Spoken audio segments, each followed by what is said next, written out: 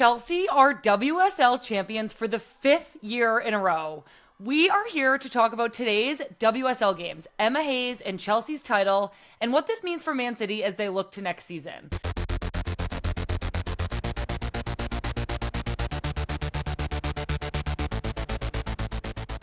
We came into this morning ready for a showdown, and oh my gosh, did we get one. Emma Hayes and her Chelsea team showed up today to make sure that they ended their season on a high and with a trophy.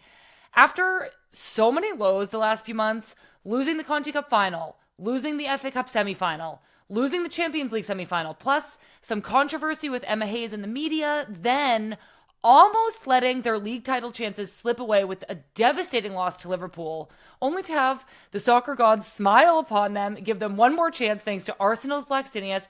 Chelsea were not about to let their last trophy slip away. So, coming into today, it was possible, but a tall task, for Man City to steal it by beating Aston Villa by just as many goals as humanly possible. Chelsea and City were tied on points, but Chelsea was ahead on goal differential. So all Chelsea had to do today against Manchester United was win and protect that goal differential. And they just came out flying. Chelsea went up 1-0 in just the second minute, thanks to Colombian striker Mayra Ramirez.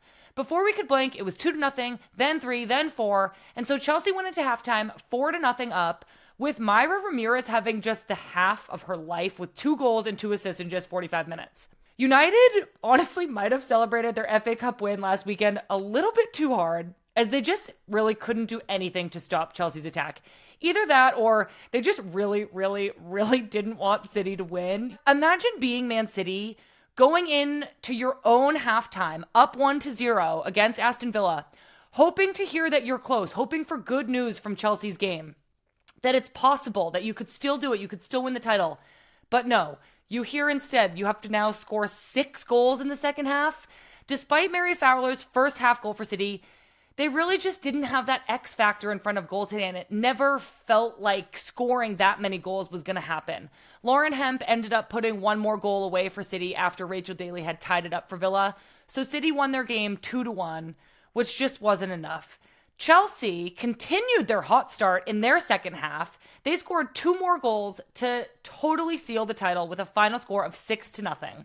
Fran Kirby, who just announced that she's leaving Chelsea at the end of the season, she scored a goal in her final appearance in just another wonderful moment. Her goodbye video when she announced that she was leaving Chelsea was just so emotional. So it was really lovely to see her get to cap off her Chelsea career with a goal, a title, and just another happy Chelsea memory. So there we have it. Chelsea take the league title. I'm really happy for them, as they went through a lot of ups and downs this season across all their competitions, including some devastating injuries to players like Sam Kerr and Mia Fishel. It's always nice to see a dramatic story like this reach its kind of full fairy tale potential. Chelsea went from losing to Liverpool a few weeks ago and feeling like the title race was literally over to this miraculous turn of events, and now they're celebrating.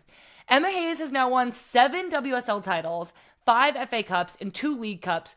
So it just feels right to have her leave Chelsea and embark on her new adventure with the U.S. Women's National Team with a trophy in her hand.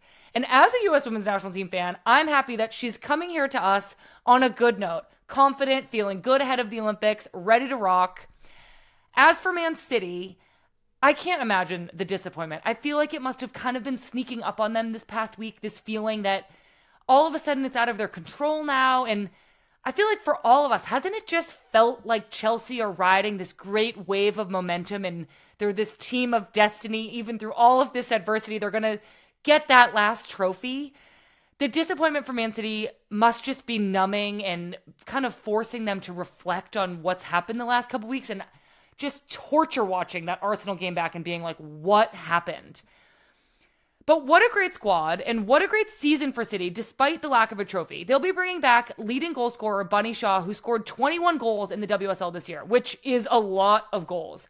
Her injury in April certainly was a blow for them, as she maybe could have helped with the goal differential, and even perhaps helped in that fateful Arsenal game that ultimately cost Man City the title. But City have also just re-signed forward Lauren Hemp, and they have some other incredible young talent like Jess Park, who had a breakout season, kind of transitioning from being this young player with a lot of potential into a really important midfielder who scores goals, gets assists, and changes games for City.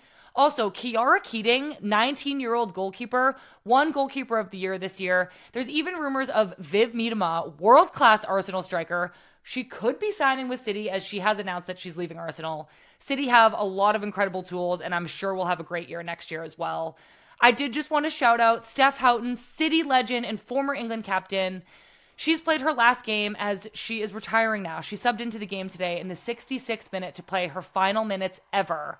Steph, what an incredible player, leader, and teammate. So congratulations to you on an amazing career. My heart goes out to the City players, many of whom I know and love, some former teammates of mine. They must feel the disappointment of letting something that was firmly in their grasp slip away. They'll be thrilled to be back in Champions League next year, and they'd still have a great squad. They'll keep building, and hopefully they can pick up some trophies next year. But Chelsea deserves a huge congratulations. I don't know what I'm going to do on my weekend mornings anymore. Watching the WSL this season has brought so much joy and excitement to my life, and having it as a part of our women's game coverage has connected us with so many of you. So we will be waiting patiently for the WSL to come back in the fall. And in the meantime, we'll try to get our soccer fill with NWSL and the U.S. Women's National Team this summer at the Olympics.